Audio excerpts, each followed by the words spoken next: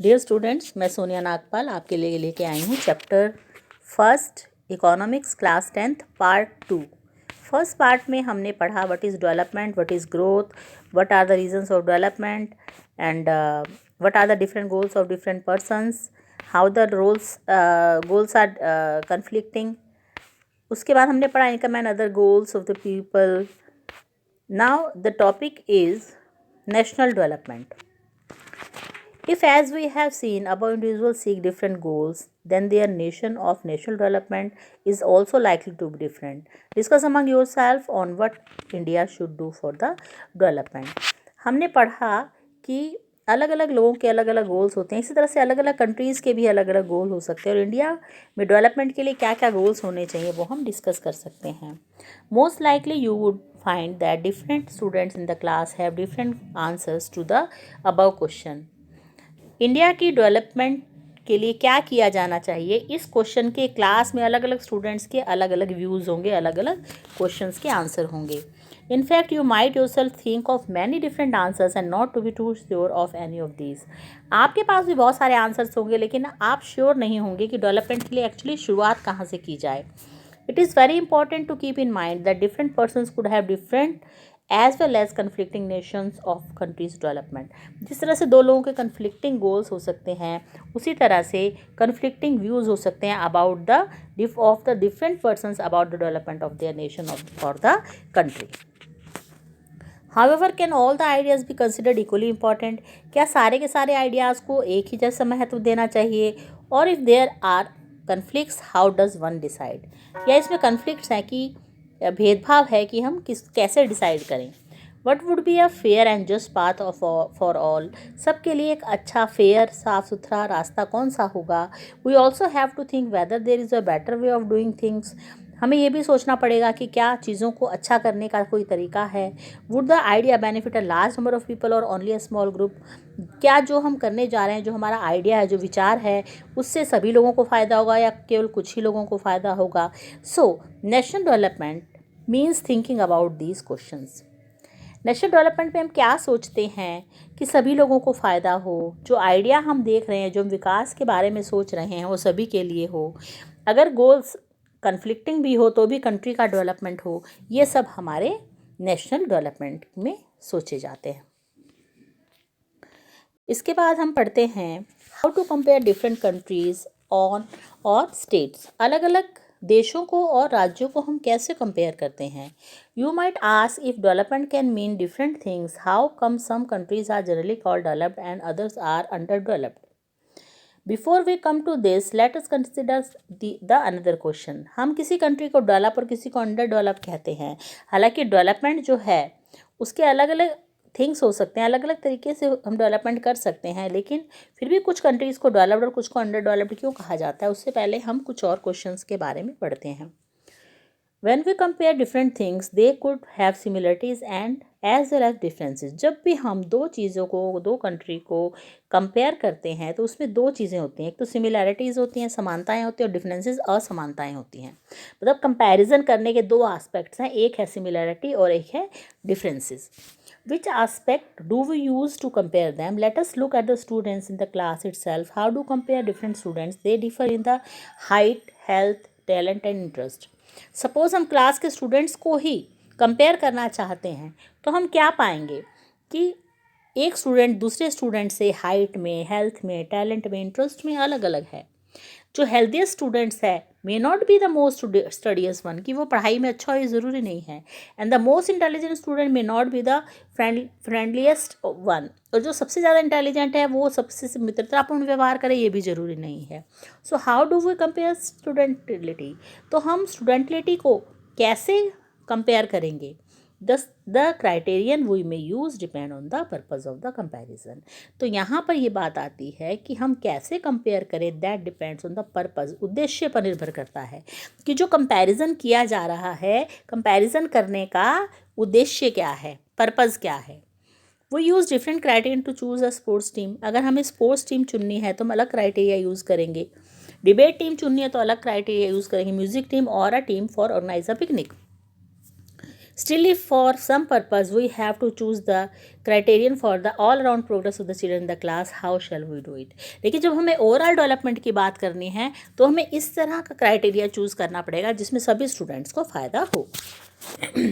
Usually we take one or more important characteristics of person and compare them based on these characteristics. Generally हम एक या एक से अधिक characteristics को लेते हैं किसी व्यक्ति के और उनको आपस में तुलना करते हैं. Of course, there can be differences about what are important characteristics that should form the basic of comparison, friendliness and spirit of cooperation, creativity और marks secured. मान लो कि हम अगर कंपैरिजन करते हैं तो कैसे कर सकते हैं. फ्रेंडलीनेस कितना है उसका, स्पिरिट ऑफ कोऑपरेशन कितना है बच्चे में, क्रिएटिविटी कितनी है और कितने मार्क्स सिक्योर कर रहा है, मतलब इंटेलिजेंट कितना है. This is true for development too. For comparing countries their income is considered to be one of the most important attribute. इस तरह से जब हम कंट्रीज़ को कंपेयर करते हैं तो सबसे इंपॉर्टेंट जो है दैट इज़ इनकम. हम इनकम को लेते हैं उसको कंपेयर करने में. Countries with higher income are more developed than others of less income. जिन कंट्रीज़ की हाई इनकम है वो ज़्यादा डेवलप्ड होते हैं. This is based on the understanding that more income means more all things and human beings need. ज़्यादा income का मतलब क्या है कि ह्यूमन बीइंग का लिविंग स्टैंडर्ड ज़्यादा होगा, उसके पास खर्च करने के लिए ज़्यादा हो, उसकी ज़रूरतें ज़्यादा पूरी हो पाएंगी. Whatever people like and should have they will be able to get with the greater income. So greater income itself is consider to be the important goal. तो यहाँ पे इम्पॉर्टेंट गोल क्या हो जाता है, ग्रेटर इनकम. ग्रेटर इनकम होगी तो क्या होगा, ह्यूमन नीड्स पूरी हो पाएंगी और स्टैंडर्ड ऑफ लिविंग बढ़ेगा. इसलिए जो इम्पॉर्टेंट गोल है वो किसी नेशन के डेवलपमेंट का क्या हो जाता है, maximum income. Now what is the income of a country? Eventually the income of the country is income of the all the resident of the country. This gives us the total income of the country. तो हम income को कैसे count करते हैं? क्या income का मतलब सभी व्यक्तियों की इनकम है या किसी एक व्यक्ति की income? However, for comparison between countries, total income is not such a useful measure since countries have different population. Comparing total income will not tell us what the average person is likely to earn. अगर हम पूरी country का total income लेते हैं तो हमें वो ये नहीं बताएगा कि एवरेज इनकम एक व्यक्ति की क्या है. Are people in one country better off than others in a different country? Hence we compare the average income which is the total income of the country divided by its population. तो हम comparison के लिए किसको लेते हैं, average income of the people. Average income को कैसे count करते हैं, जिसे हम कहते हैं पर कैपिटा इनकम, प्रति व्यक्ति आय. इसको कैसे काउंट करते हैं, that is equal to that is total income divide by इस population. Total income divide by इस population that is T Y, total income divide by population that is N. जब हम टोटल इनकम को population से divide कर देते हैं तो क्या आ जाता है, पर कैपिटा इनकम. एक व्यक्ति की कितनी इनकम है, पर कैपिटा इनकम आ जाता है. In world development reports brought out by the World Bank, this criterion is used to classifying countries which per capita income of $12056 per annum and above in 2017 are called rich countries. जिन countries में per annum per capita income हर व्यक्ति की per annum मतलब हर साल US dollar में अगर हम measure करें वर्ल्ड बैंक के अनुसार 12,056 रुपये है तो उसको हम कंट्री को रिच कंट्री कहेंगे. और जिनकी per capita income US dollar में 955 रुपीज़ या उससे कम है उसे हम लेस डेवलप्ड या लो इनकम कंट्रीज़ कहेंगे. So India comes in the category of low middle income countries because its per capita income in 2017 was just $1820 per annum. अगर हम इंडिया की को देखते हैं तो इसमें पर एनम एक व्यक्ति की जो एवरेज इनकम है 1820 पर एनम है, तो जो कि इससे कम है. इसका मतलब वो कैसी कंट्री में आएगा, लेस इनकम कंट्रीज़ में आएगा, लो इनकम कंट्रीज़ में आएगा. The rich countries exclude countries of Middle East and certain other small countries are generally called developed countries. Rich countries में हम उन countries को नहीं लेते, मिडल ईस्ट और कुछ और countries हैं जो कि developed countries में आते हैं. उसके बाद आता है income and other criteria. When we looked at individual aspiration and goals, we found that people not only think of better income but also have goals such as security, respect for others, equal treatment, freedom, etc. अब जैसे हमने freedom की बात की थी उसी तरह से इनकम के साथ साथ एक व्यक्ति जो है उसकी एस्पिरेशंस क्या होती हैं कि उसे अच्छी इनकम ही ना मिले, बल्कि उसके साथ साथ सिक्योरिटी मिले, रिस्पेक्ट मिले, इक्वल ट्रीटमेंट मिले और फ्रीडम मिले. In mind, similarly, when we think of a nation or a region, we may beside average income think of equally important attributes. इस तरह से हम एवरेज इनकम के साथ साथ दूसरी इंपॉर्टेंट आस्पेक्ट्स को भी देखते हैं. अगर हम इंडिया में पर कैपिटा इनकम देखें तो यहाँ पे 15-16 का पर कैपिटा इनकम दिखाया हुआ है. हरियाणा का, फिर केरला का, फिर बिहार का. सबसे ज़्यादा हरियाणा का है, फिर केरला का है और फिर बिहार का है. What could these attributes be? Let us examine this through an example. Table 1.3 gives the per capita income of Haryana, Kerala and Bihar. Actually, these figures are per capita net state domestic product at current price for 2015-16. ये जो ऊपर table में दिया गया है केरला, बिहार और हरियाणा की per capita income है, जो कि नेट स्टेट की पर कैपिटा इनकम है 2015-16 के करंट प्राइजेस पर. Let us ignore what is the complicated term exactly means. Roughly we can take it to be the per capita income of state. We find that the 3 Haryana has the highest per capita income and Bihar is at the bottom. अगर हम इस table में देखें तो हम देखेंगे कि हरियाणा की पर कैपिटा इनकम सबसे ज़्यादा है और बिहार की सबसे कम है. So if per capita income were to be used as measure of development, Haryana will be considered the most developed and Bihar is least developed state of the 3. अगर हम income के बेस पर डेवलपमेंट को consider करते हैं तो table के according Haryana जो है वो ज़्यादा डेवलप्ड होगा. किससे? बिहार से. बिहार इन तीनों में से सबसे कम डेवलप्ड है. What does the table show?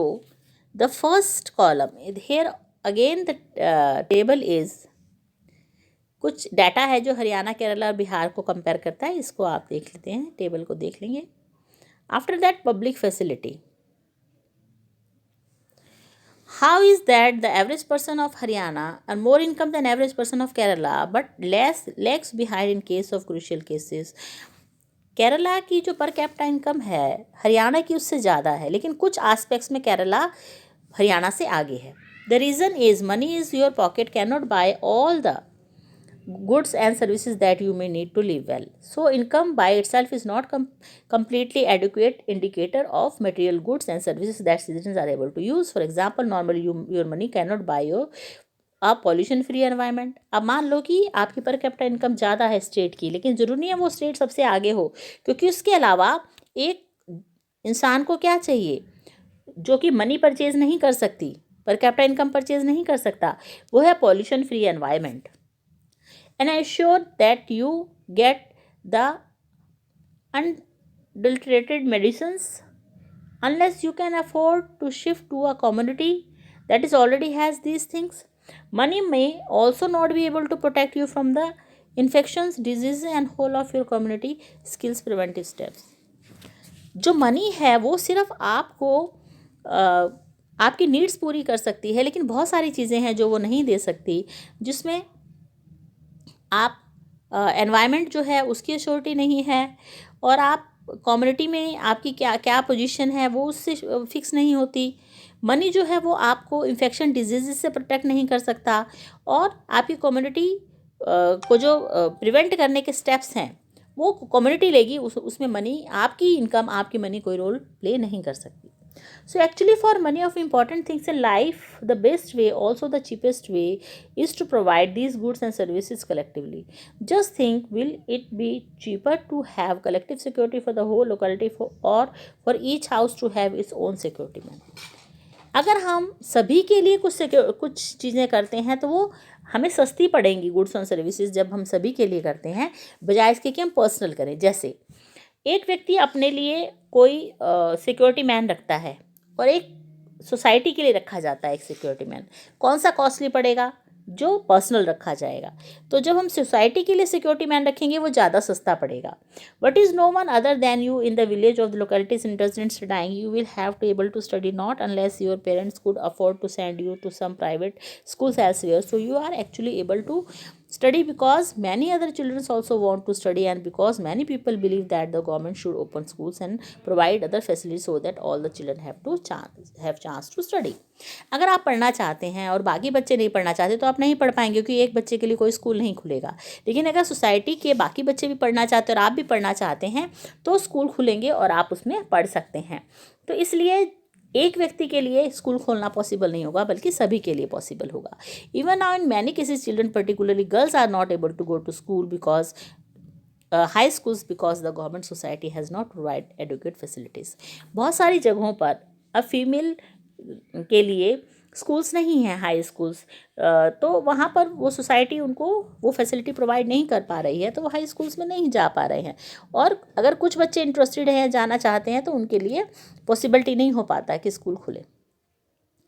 Kerala has a low infant mortality rate because it has adequate provision of basic health and educational facilities. Kerala में एजुकेशन फैसिलिटीज़ हरियाणा से बेटर हैं. वहाँ पे जो mortality rate, infant mortality rate है, शिशु मृत्यु दर है, वो काफ़ी कम है. Similarly in some states the public distribution system functions well.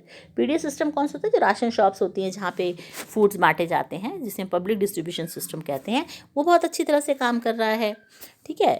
And health and nutrition status of people of such state is suddenly like to be better. कुछ स्टेट्स में हेल्थ और न्यूट्रिशन की जो कंडीशंस हैं वो ज़्यादा अच्छी हैं लोगों की, यानी कि वहाँ के लोग कम बीमार पड़ते हैं, हेल्दी हैं, और उनकी न्यूट्रिशंस वैल्यू भी अच्छी है. तो इस तरह से अलग अलग स्टेट को जब हमने इनकम से कंपेयर किया, तो हमने देखा कि केरला सेकंड नंबर पे है, हरियाणा फर्स्ट नंबर पे है. लेकिन कुछ एक एस्पेक्ट्स में हरियाणा से केरला आगे है, जिसमें लो इन्फेंट मोर्टेलिटी रेट है. इस तरह से कुछ स्टेट्स हैं जहाँ पे पीडीएस सिस्टम अच्छा है, कुछ स्टेट्स ऐसे हैं जहाँ पर हेल्थ अच्छी है लोगों की और न्यूट्रिशन स्टेटस अच्छा है. तो इन बेसिस पे भी हम कंपैरिजन स्टेट्स का कर सकते हैं, सिर्फ इनकम के बेसिस पे करें ये ज़रूरी नहीं है. इसके बाद एस्पेक्ट आता है सस्टेनेबल डेवलपमेंट. सस्टेनेबिलिटी और डेवलपमेंट का मतलब होता है वो डेवलपमेंट जो कि सस्टेन रहे, आने वाले लोगों के लिए भी बचा रहे. Suppose for the present of the particularly countries quite developed, we would certainly like this level of development to go up further और at least be maintained for future generation. जो भी डेवलपमेंट हमने किया वो डेवलपमेंट फर्दर जनरेशन के लिए भी बचा रहे. हम अब डेवलपमेंट के चक्कर में नेचुरल रिसोर्सेज को और डेवलपमेंट को नष्ट ना कर दें, फ्यूचर जनरेशन के लिए भी हम उसे मेंटेन करके रखें, उसे कहते हैं सस्टेनेबल डेवलपमेंट. डेवलपमेंट का सस्टेन रहना यानी कि बने रहना. This is obviously desirable. However since the second half of the 20th century a number of scientists have been warning the present type and levels of the development are not sustainable. Scientist ये कह रहे हैं कि जो हम development कर रहे हैं वो वार्निंग दे रहे हैं कि आने वाले समय में वाटर लेवल कम हो सकता है, एनवायरनमेंट पोल्यूशन बहुत ज़्यादा बढ़ सकता है, तो डेवलपमेंट सस्टेन नहीं रहेगी. तो जो हम डेवलपमेंट कर रहे हैं वो सस्टेनेबल नहीं है. आने वाले समय में बहुत सारे लॉसेस होने की संभावना है. ऑक्सीजन जो है वो कम हो जाएगी, एयर पॉल्यूटेड हो जाएगी. तो इन सब चीज़ों को देखते हुए इस वक्त जो डेवलपमेंट हो रहा है उसको सस्टेन करने की ज़रूरत है, ताकि आने वाले पॉपुलेशन को भी, आने वाली जो जनरेशन्स हैं उनको भी डेवलपमेंट सस्टेन मिल सके, वो भी इस डेवलपमेंट का फ़ायदा उठा सकें. इसके बाद कुछ एग्जांपल्स हैं जिसमें बताया गया कि ग्राउंड वाटर किस तरह से कम हो रहा है. तो हम यहाँ पर देखें तो इसको कंक्लूड करते हुए हम पढ़ सकते हैं कि consequences of environment degradation do not respect nation stated boundaries. This issues is not longer region और नेशन स्पेसिफिक.